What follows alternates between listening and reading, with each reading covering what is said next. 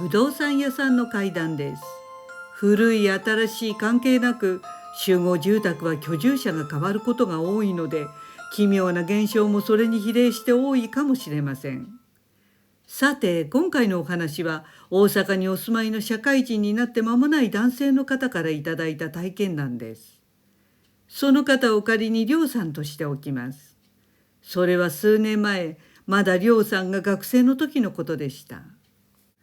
梁さんの友人で大阪市内のアパートに住んでいる人がいました。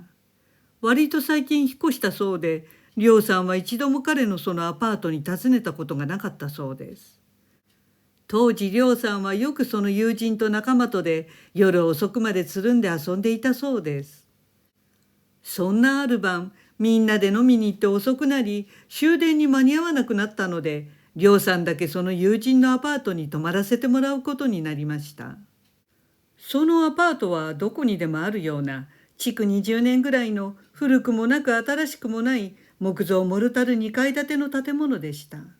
友人の部屋は外階段を上った2階の一番奥の部屋だったそうです。中の間取りもよくあるワンルームで、入ってすぐ左手にキッチン、右手にユニットバスがあり、その奥に6畳くらいの生活空間がありました。ただ亮君は内装がきれいにリフォームされているのに感心しました。その上家賃も相場より安いそうで、いい部屋見つけたね、ラッキーだったねというようなことを話したそうです。するとその友人は、まあなというような表情をして、実はここは事故物件だったというのでした。どうやら誰かがここで亡くなっているということで、どういう亡くなり方をしたのかは不明で、また亡くなってからどれくらい経ってから発見されたのかも不明でした。そういうことを聞いても、梁さんはそんなこともあるんだろうなと思っただけでした。でも内装がフルリフォームされていることを考えると、どんな状態で発見されたかは容易に想像ができました。ただ友人曰く、いざ住んでしまえばどうということもないということでした。梁さんはそれなら家賃が安いだけ良かったなと思ったそうですが、友人は住んでて問題はない、ただある一つのことを除いてはというのでした。ある一つのことに梁さんは興味が湧きました。友人曰く、毎晩ここで寝ていると深夜の0時から3時ぐらいの間に壁から必ず変な音が鳴るというのです。その音が鳴る壁の裏側にあたるお隣は空き室で人が住んでいないので、隣からする音ではないということでした。この部屋の壁から聞こえるというのです。それを聞いても梁さんはもともと心霊現象みたいなことは信じないタイプでしたので、そのまま泊まることにしました。実は梁さんは友人が半ば怖がらせようと冗談を言ったと思ったそうです。そして深夜のことでした。おそらく2時頃だったそうです。静まり返ったアパートの中で、突然ドンドンドンドンドンという誰かが激しく壁を叩く音がしました。梁さんはその音で目が覚め、ほんまになるんやとちょっと驚いたそうです。確かに隣は空き部屋で誰も住んでいないので、毎晩壁から音がするというのは心霊現象っぽいのですが、その手のことを全く信じていない梁さんは、何か別の物理的原因があるのだろうと思ったそうです。朝になり、昨晩壁を叩く音を聞いたと友人に話すと、友人は自分だけが気になる音ではないと分かり、一体何の音なのだろうと少し動揺している様子でした。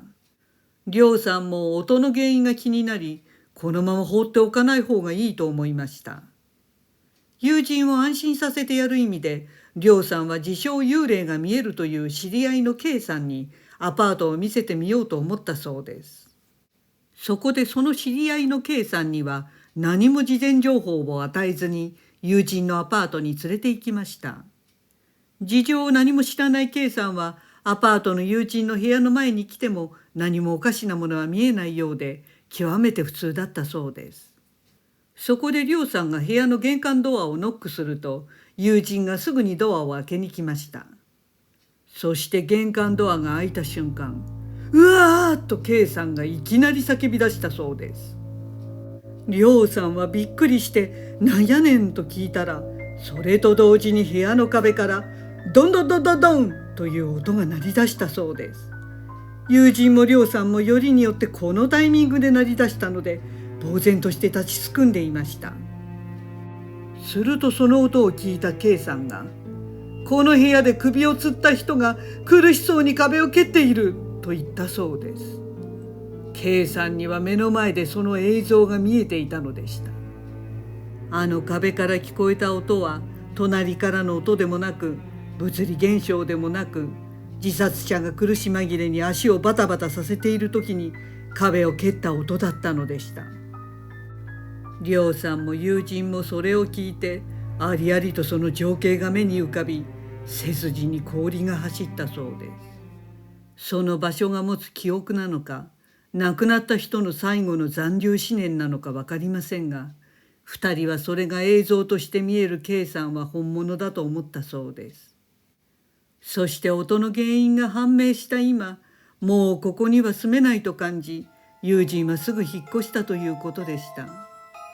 ご視聴ありがとうございました。よろしければチャンネル登録お願いします。